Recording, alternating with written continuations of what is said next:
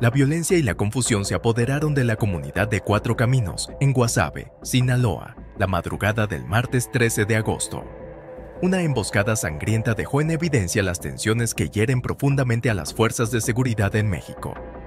Los marinos, considerados por muchos como la fuerza de élite que se enfrenta al narcotráfico con mano dura, abrieron fuego contra agentes de la policía estatal en un aparente acto de autodefensa. Sin embargo, detrás de este episodio violento y desconcertante, se esconde una historia aún más oscura, teñida de sospechas, traiciones y una posible complicidad con los cárteles que dominan la región.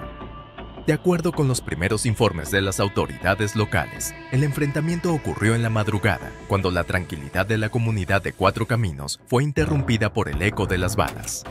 Los habitantes, acostumbrados a la presencia de las fuerzas de seguridad y, desafortunadamente, a la violencia que azota la región, no esperaban que la violencia esta vez viniera de quienes supuestamente deberían protegerlos. Las versiones iniciales apuntan a una confusión entre las fuerzas. Según estas declaraciones, los marinos, en una misión cuya naturaleza aún no ha sido totalmente esclarecida, habrían disparado contra los policías estatales, confundiéndolos con integrantes del crimen organizado. Esta teoría parece sustentarse en el hecho de que las patrullas de la policía recibieron entre 8 y 10 impactos de bala, sin que se registraran heridos, lo que sugiere que el tiroteo pudo haber sido resultado de un error.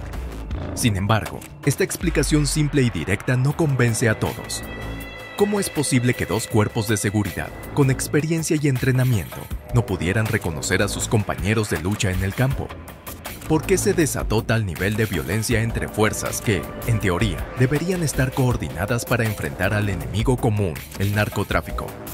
Para entender este episodio, es necesario profundizar en las dinámicas internas que existen entre las diferentes fuerzas de seguridad en México.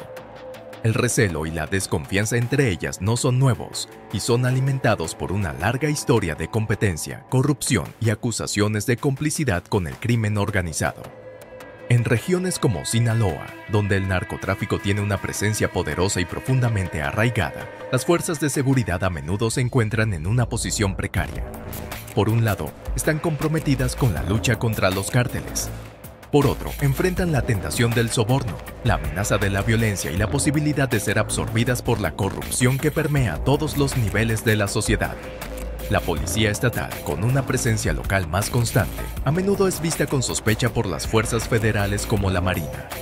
Se rumorea que algunos de sus elementos podrían estar involucrados con los cárteles, facilitando operaciones o, al menos, mirando hacia otro lado cuando se llevan a cabo actividades ilícitas. En este contexto, no es difícil imaginar que los marinos, al ingresar a un territorio dominado por el cártel de Guasave, pudieran haber percibido a los policías estatales como una amenaza, un enemigo en el que no se podía confiar.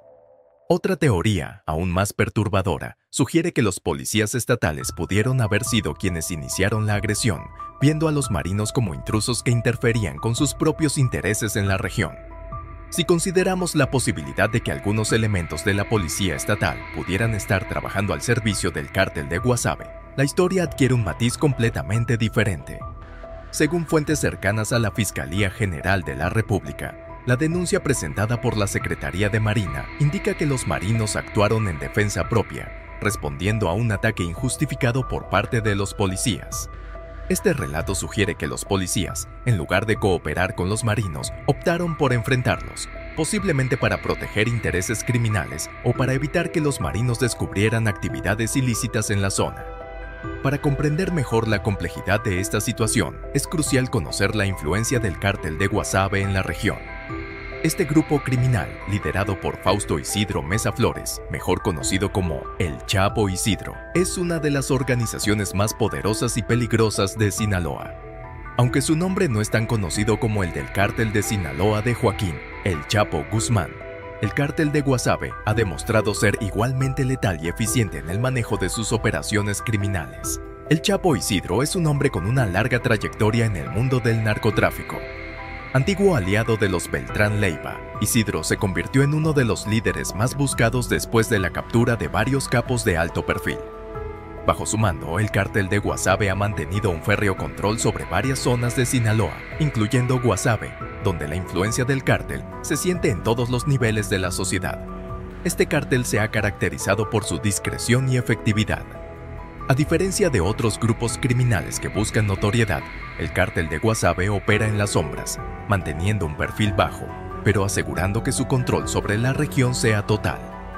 En este contexto, no es sorprendente que cualquier incursión de fuerzas externas como los marinos sea vista como una amenaza directa a sus intereses.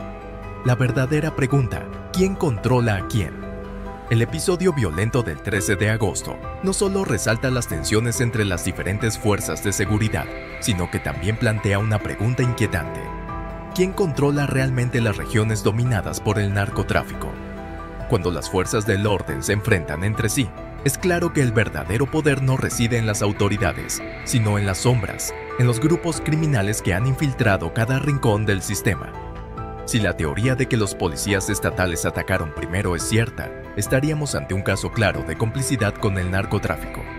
En lugar de defender a la población y luchar contra los criminales, algunos elementos de la policía podrían estar actuando como mercenarios al servicio del cártel de Guasave, protegiendo sus operaciones y eliminando cualquier amenaza que se interponga en su camino, incluso si esa amenaza proviene de otras fuerzas del Estado. La denuncia presentada por la Secretaría de Marina podría desatar una investigación profunda sobre los vínculos entre la policía estatal y el crimen organizado en Sinaloa. Sin embargo, en un país donde la impunidad es la norma y la corrupción se encuentra enraizada en todos los niveles, es difícil ser optimista sobre el resultado de dicha investigación. En el mejor de los casos, este incidente podría llevar a una depuración de los cuerpos de seguridad en la región, eliminando a los elementos corruptos y restableciendo un cierto grado de confianza entre las diferentes fuerzas. Pero el camino hacia la transparencia y la justicia es largo y lleno de obstáculos, especialmente cuando los intereses en juego son tan grandes. Mientras tanto, los ciudadanos de Guasave y otras regiones dominadas por el narcotráfico seguirán viviendo en un estado de incertidumbre y temor, conscientes de que en cualquier momento la violencia puede estallar de nuevo y que aquellos que deberían protegerlos podrían, de hecho, ser parte del problema. El enfrentamiento entre marinos y policías estatales en Guasave no es solo un trágico error o un simple malentendido. Es un reflejo de la profunda descomposición de las instituciones de seguridad en México y de la complejidad de la lucha contra el narcotráfico. Mientras las fuerzas del orden continúen actuando con desconfianza y rivalidad, y mientras la sombra de la corrupción siga oscureciendo sus acciones, la paz y la seguridad seguirán siendo esquivas para los ciudadanos de Sinaloa y de todo el país. Este incidente debería servir como una llamada de atención para las autoridades, que deben reconocer la urgencia de abordar no solo la violencia del narcotráfico, sino también la corrupción y la desconfianza que lo alimentan desde dentro de las propias fuerzas de seguridad. Hasta que eso ocurra, la guerra contra el narcotráfico seguirá siendo en muchos aspectos una guerra perdida.